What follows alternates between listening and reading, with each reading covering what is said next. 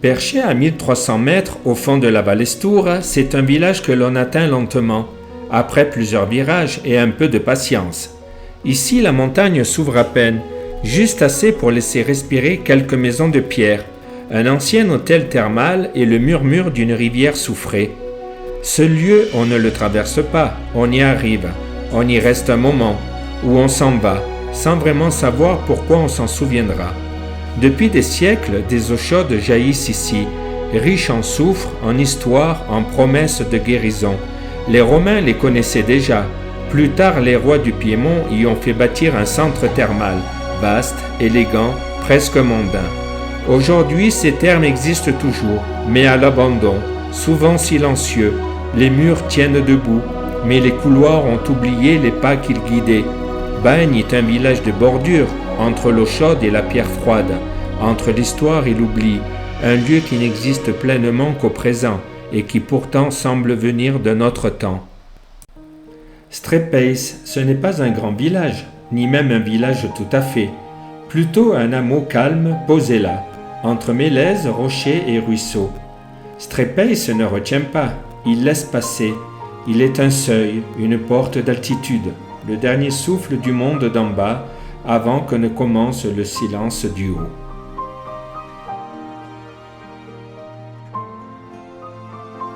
San Bernolfo, un hameau minuscule, figé dans le granit, plus de village, presque plus d'habitants, seulement le refuge du Dahu, une chapelle et quelques volets battus par le vent.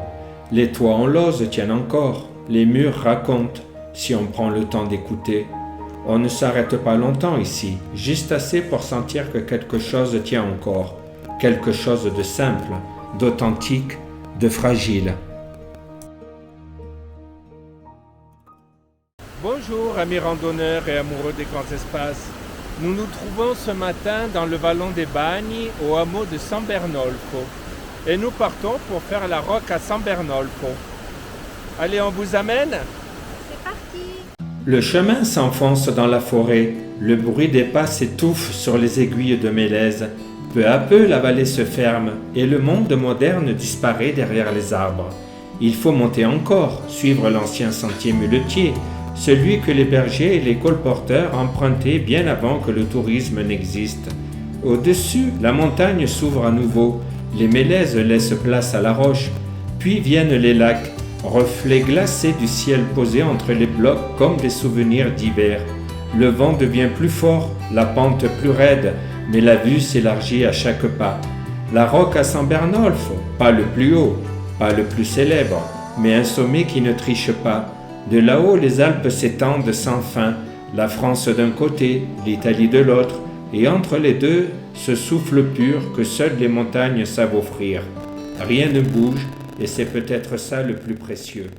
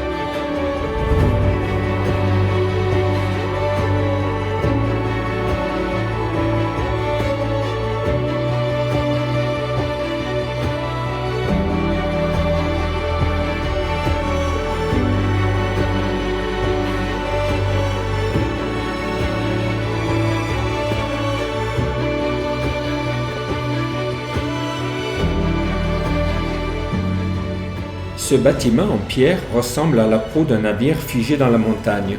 Construit par l'armée italienne dans les années 30, il servait de sentinelle avancée face à la France. Aujourd'hui abandonné et battu par les vents, il garde encore la mémoire d'une époque tendue où chaque col, chaque crête pouvait devenir une ligne de front.